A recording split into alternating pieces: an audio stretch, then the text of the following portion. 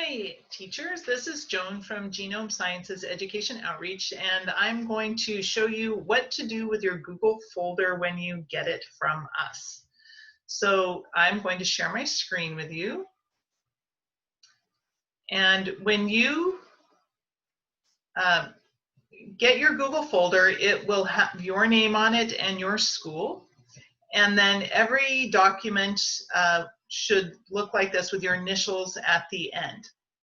So first come the student roadmaps, 1, 2, 3, 4, 5, your classroom question wall.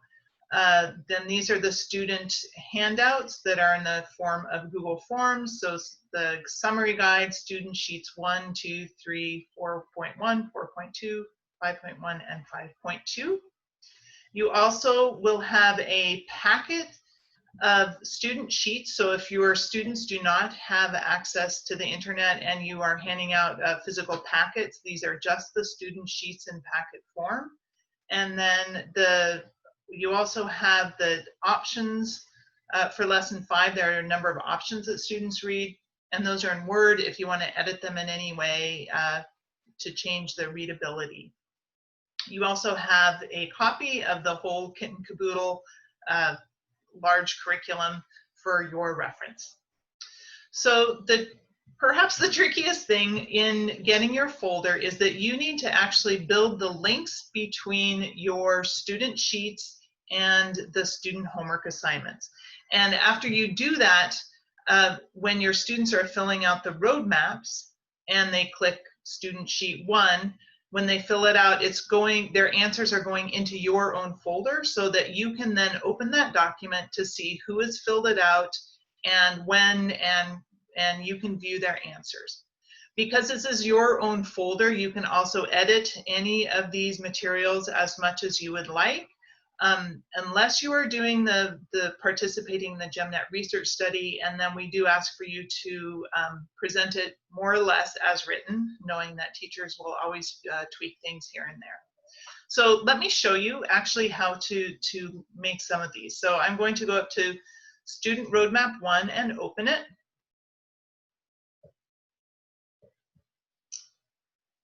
There it is. Your driving question is at the top. Students are oriented to what they will do in this lesson. Feel free to break it up. If you think that this is too much for your students in one group, you can say just do the first 3 checked items or however many you would like. When you see this icon, it means that this is a good place for class discussion if you are in a hybrid setting. So if you actually have a chance to talk to your students face-to-face, then these are the places where you can have some fruitful discussion. So as you scroll down, these are the things your students will be doing. We get to our first red insert link here. So what I do is get rid of this verbiage and leave what we want hyperlinked. I'm going to highlight that because this needs to be linked to student sheet 1. I'm going to go back to my sheet, go to student sheet 1, open it up, hit the send button. This will give me a link. I'm going to hit the link button. I'm going to copy this link. I'm going to go back to my student sheet 1 and I do a Control K to make a hyperlink. I will paste the link in there. I will apply, and then voila, when your students actually click on this, it's going to the student sheet in your own folder. Anything that's already blue doesn't need to be hyperlinked because it's a static link that takes students to something that everybody can see, and it doesn't need to be changed exactly for your class. All right, so also in student, on the roadmap, we have another hyperlink right here. The first lesson 1 has the most hyperlinks of any of the lessons. So you've got the classroom question wall, which you'll return to after each lesson. So sometimes I save this for the end because when I get the question wall up, I'll just go down and insert that hyperlink into every one of the roadmaps. But let's do it together now. So I'll go back here. I will find the student question wall, which is here someplace. Here it is, classroom question wall. Now, because this is a common document for all of the students to use, when you share it, you need to make students editors because they are going to be writing on this. Now, if you're using Google Classrooms, that's not a problem at all because even though students are all editing on the same document, you can tell who it is, which sort of increases the responsibility.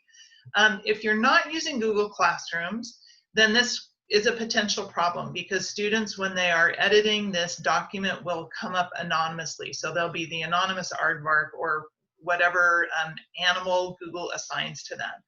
And there have been problems in the past of students hijacking this, writing inappropriate things, and then you really can't figure out who they are.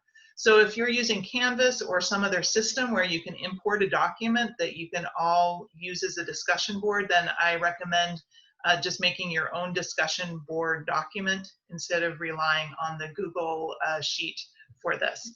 So I'm going to first of all change the permissions so that anybody can edit it, not just anybody at the UW, but anybody with the link can edit. I'm then going to copy this link and go back to our student roadmap 1, where I've highlighted the question wall, do a Control K, paste the link, and apply it. We will do one more, just fast forward if you've got it by now. The next time we come up to this red text, same thing, this is the lesson summary guide. I'm going to highlight it. I'm going to go back into my folder. I'm going to find the lesson summary guide, which is right here. I'm going to get the link.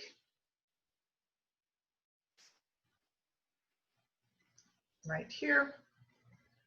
I'm going to copy it and go back to my student roadmap, Control K, insert it, paste it in there, and apply it.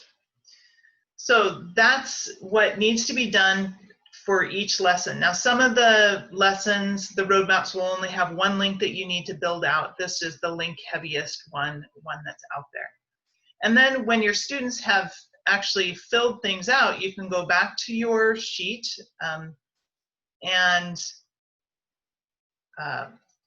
when you open it up directly from your folder, you are as a editor on this. And when students have finished it up, then they will be shown under the responses section. So right now there are 0 responses because I just now linked it and nobody's filled it out. But this is where you would go to find out who has responded and how they have responded. You can also download the responses into a spreadsheet or a Google Excel spreadsheet that you can then download onto your computer. All right, well, I hope that helps you figure out what to do when you get your folder, and let me or let Adam know if you have any questions whatsoever or want some help building these links out. All right, happy teaching.